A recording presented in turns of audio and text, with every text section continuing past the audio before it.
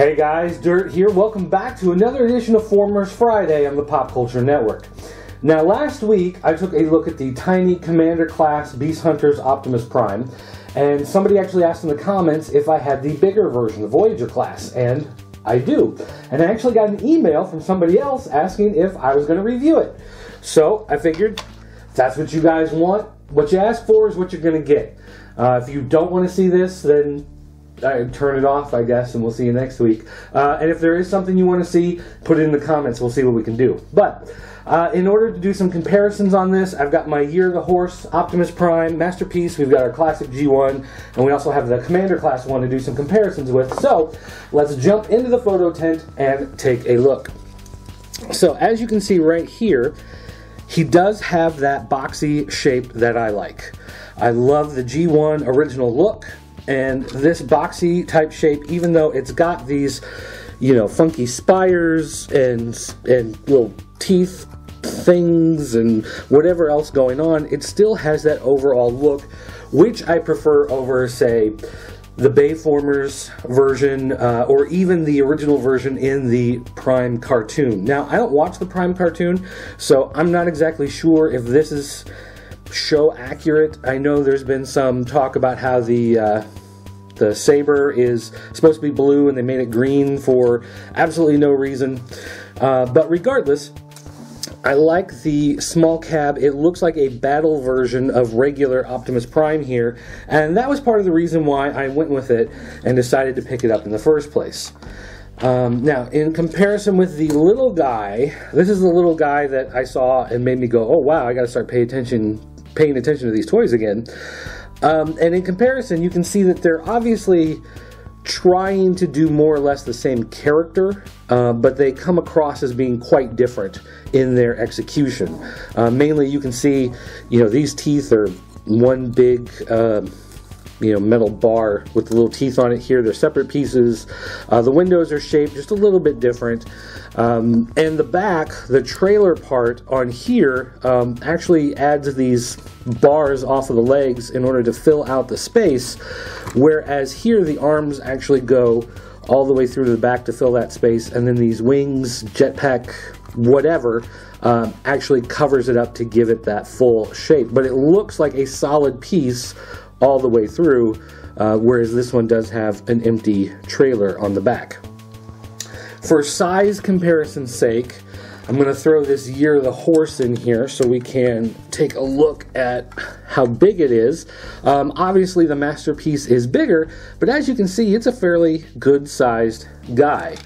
And bigger even than the G1. So, all in all, I'd say he's got a pretty good size to him. He is big, he is bulky, he's not quite as huge as one of these guys, but you can even, if you want to make the argument that they're, roughly about the same height, even though he's bigger and bulkier, he is more of the amped up, if you want to say, warrior version of your regular guy. But there's enough of the detail, the colors, the shape that makes this really look like he is related to this figure, and I think that's probably why I liked him so much. So, pulling all of this stuff out of the way, we are going to take our big guy. Actually, before I transform him, I do want to point out that they did make spaces to put his cannons on here that you can attach to his side, and they did make a space to put his sword on there to tuck it and get it out of the way.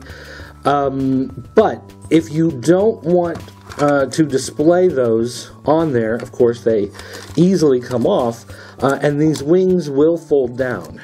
And so if you take out the sword, you take out those guns, and you just kind of leave it all here, then it does take more of that classic flat, almost trailer-like shape, and you can just set these on the shelf behind them, get rid of them, don't worry about them, whatever. But then if that's in case you don't want that little piece sticking up, you want to kind of ignore that and just have this as the battle-ready Optimus Prime. Okay, now that we've done that, we are going to take him, and through our magical abilities of video editing, we will just watch him transform. And there he is, ladies and gentlemen, your Voyager Optimus Prime. And so let's go ahead and throw him into the photo tent and see what we think. Now, I've said before that I prefer the big, bulky look of the robot modes as opposed to what you saw in the movie versions or even what they use in the Prime cartoon itself. I don't like how they're so skinny and really almost, they look like insects in their bodies. Now this is kind of funny because this one is made with, it almost looks like eyes, it looks like fangs, it's got kind of a monster insect bug look to him, but regardless, I guess I should turn the hands around the correct way. I like the way he looks where he's big and bulky. Now some people have complained about this figure because the arms and the legs are just basically big hollow chunks of plastic. These aren't solid pieces, and they say, you know, it feels cheap, it feels kind of flimsy that way, and I can see the argument, but because it looks so much better this way than the first edition Prime or the regular Transformers Prime version of him, I don't care if those are big hollow chunks of plastic. It succeeds in making an Optimus Prime that looks more like an Optimus Prime, and for that I'm happy. A couple things to point out here, though, is on the back he does have, again, these wings, and the wings are actually made so, you know, I usually put them like this so they're kind of out of the way and you don't really see them, they're not really there, but you can fold them out and make, you know, wings for him if you want to. There's a couple different ways that you can rotate them and show them off, kind of depending on how you want them to be. They also have the hole in them, so you can take your, you know, blaster things here and set them up if you want them to be like weapons or be like jetpack rockets or whatever. Also, his shoulder pads, just like the great women's fashion of the 80s, he can have giant shoulders if he wants, or you can just kind of tuck them down, get them out of the way, and kind of pretend like they're not there. So you do have some options when it comes to how you want to display him and actually make him look. Some people will argue that it's supposed to be one way, it's supposed to be another way, but, you know, whatever. It's whatever way that you want it to be.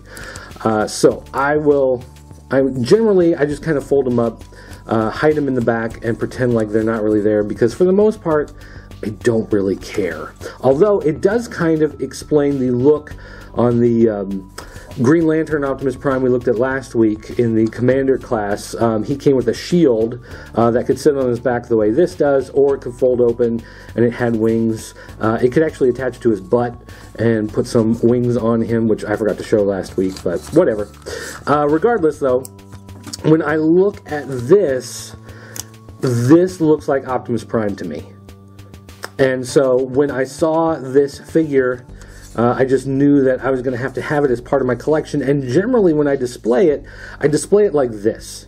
I display it in robot mode, not in his alt mode, because I just prefer to look at him in this way.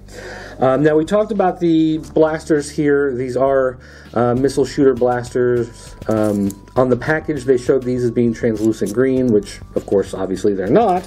But this is translucent green on the sword, which, of course, made a bunch of people angry because apparently this is supposed to be blue. It is blue in the cartoon. They were using the green for the windows, so they probably just stuck with that same green in order to make the sword. If this bothers you, the fact that it doesn't match the cartoon and it's green instead of blue, I get it.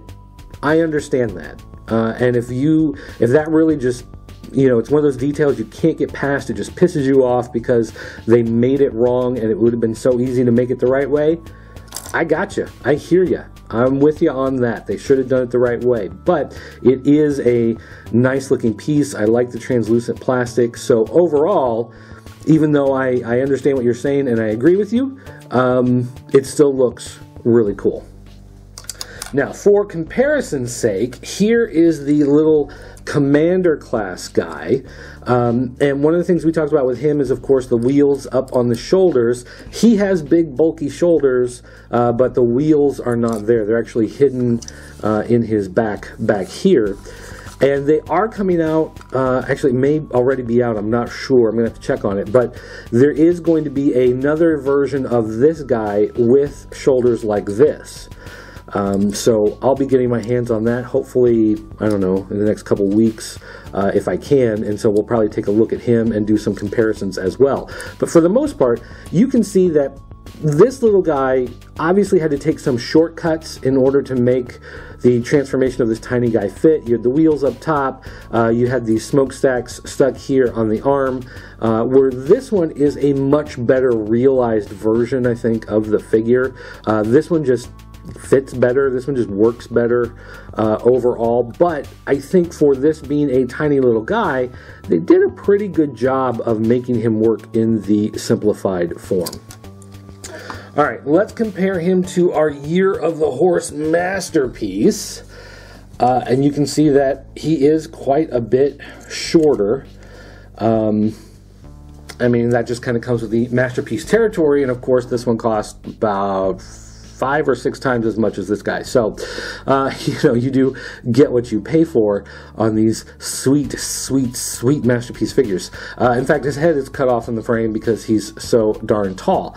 But again, this goes back to what I was talking about with the big, bulky look. It has more of that big chest piece. It has more of the thick legs. It has more of the thick arms, which is something that I really prefer in the look of my character. So if this masterpiece, I mean, this is the Masterpiece Prime, this is part of the like definitive look of Prime, even though this is the Year of the Horse color variant, this is very close to a riff on that, just kind of in that spiky battle mode, I don't know, the Godzilla, Power Rangers, all that type of super, you know, Kaiju, big battle, whatever you pronounce that stuff. Regardless, let's grab our G1 and bring him in. And you can see here, he's just a little bit bigger, a little bit taller and bulkier. And again, if we go with the idea that he's kind of a souped up, super powered, overcharged version of him, then it works. You know, it makes sense. You can see the evolution from this character to this character. And again, with the big blocky arms, the big blocky legs. The one thing, of course, that we notice is that he always had these fuel tanks on here in the classic mode. There is no corresponding piece on the new one, but you still have the grill in the middle of the chest. You still have the windshield showing out through there. You've got the blue hands. You've got your blue and silver legs.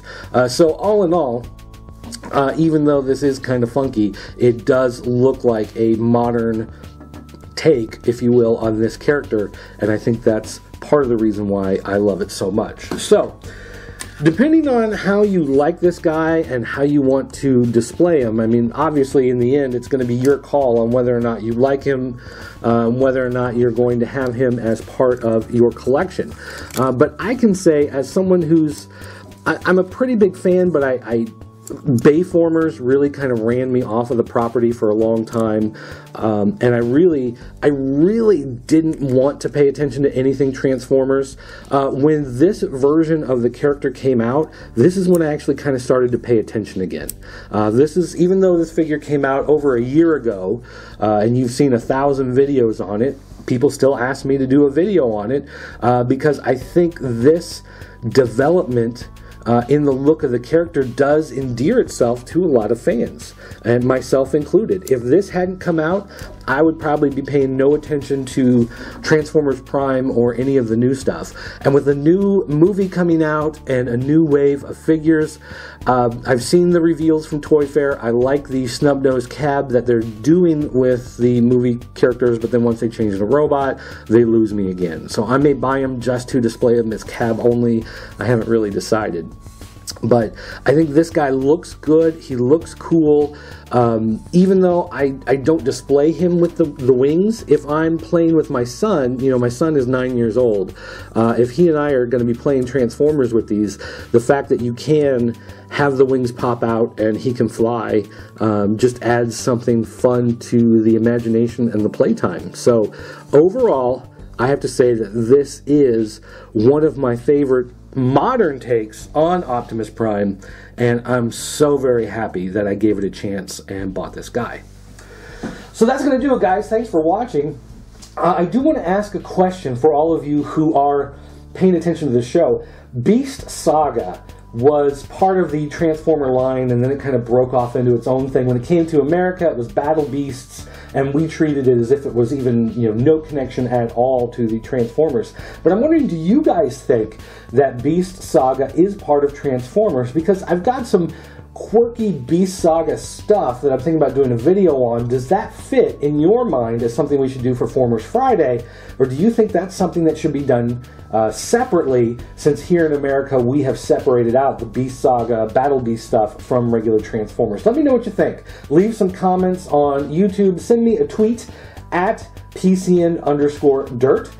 You can email me, dirt@popculturenetwork.com, or of course go to jointheforums.com, the official forums of the Pop Culture Network. You can let me know there, and you can call our 24-hour voicemail line. It's area code 217-953-4025. Thanks again for watching, everybody, and I'll see you next time.